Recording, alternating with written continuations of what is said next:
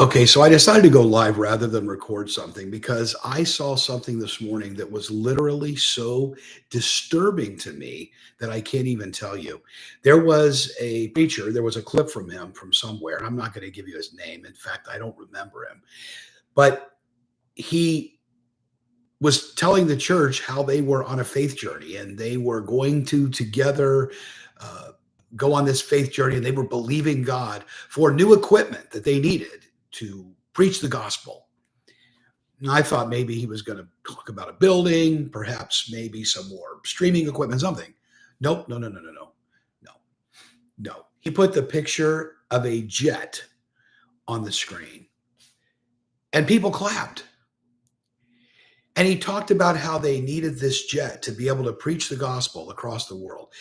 I have to tell you that I'm totally, I'm not only just shocked by this, but I'm disgusted by this type of behavior from people that are allegedly men of God, pastors and preachers who say, I have to travel privately on a jet to get where I need to go. Now I understand there have been some major ministries that have had it and others who have maybe made money, not off of their congregations, but maybe writing books or doing seminars or things like that, and maybe they're paying for it. But why are you going to have the church and probably church members who can barely afford a car payment and a house payment believe God for a jet?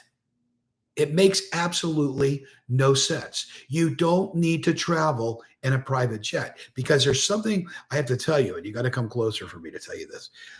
I don't know why you need a jet anymore. You know why? Because we have this weird, strange thing that I don't think is going away called the internet. And right now on YouTube, people could see this all across the planet that have access to the internet. And by the way, whatever happened to establishing local churches? Whatever happened to sending somebody else into an area to plant a church for people to come to there? Whatever happened to that? Whatever happened to this one on one? Why do you think that you're so authoritative that you are the one that has to go? What does that mean? I have seen, by the way, so many of these pastors that are in even perhaps mega churches, and what's happening with them is they believe they have to go. They're not even doing a lot necessarily in their own church. I don't get it. When you look at yes, Paul went around and he planted churches, but hint, you're not Paul and you're not Peter. There was only one of each of those guys. They're not here anymore.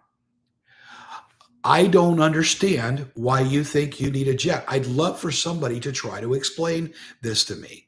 Yes, jets were not there in the Bible. They traveled on foot to preach the gospel. But I remember hearing a preacher say one time that if the apostle Paul had the tools that we have today, he probably would have won the whole world by himself. So stop fleecing the congregations to try to get something that you want, like a jet, so that you can prove to other people that you think somehow you're successful or you have arrived in ministry. You don't need a private jet. You're not the president of the United States. And furthermore, I saw another pastor. I probably should like get off of Instagram because there was another guy that was talking about how he was the authority and how he can't go to movies and he can't curse and he can't do any of these other things because he had to set an example. And while I get that, but why are you talking about it when you're teaching? Why are you up there saying, well, I can't do this, which is a big attention thing that is saying, hey, look at me. Look at what I'm doing. Look at what I'm not doing for you because I'm in charge of you. I don't understand it. You don't need a jet to preach the gospel. You're going to be very human to preach the gospel. I have a friend. We've only talked one time, but I consider him a friend, Paul Christopher. He is on a Substack, Salted Light Daily. It's a great publication for you to take a look at. And I just saw a note from him, and he was asking me and a few others to comment specifically about who was our favorite Bible character. And here's what I said. I said my favorite Bible character, and I identify most with, is Peter. Not because Peter was necessarily bold. It was because Peter was so doggone human. Every time Peter took his eyes off of Jesus, he failed. Every time Peter got out of the presence of Jesus, he said something stupid. Every time Peter took his eyes off of Jesus, he sank into the water. Peter had a temper. Peter lost that temper. Peter was the guy that had so much public failure. I identify with Peter as somebody who has to keep getting back up every single day. I'm human just like everyone else is. And guess what? I don't need a jet. You know why I don't need a jet? Because I have this. And it's virtually free. I can talk to you about what the scriptures teach. I can challenge people hermeneutically. I can do whatever I want to do right here on YouTube, right here on the internet, and it's not going anywhere. And just a cautionary tale to those of you who are maybe going to get on here and fight about this or argue with me about your favorite televangelist who has a jet. Go ahead. But I'm going to say it again. You can't logically prove to me why you need a private jet to go preach the gospel.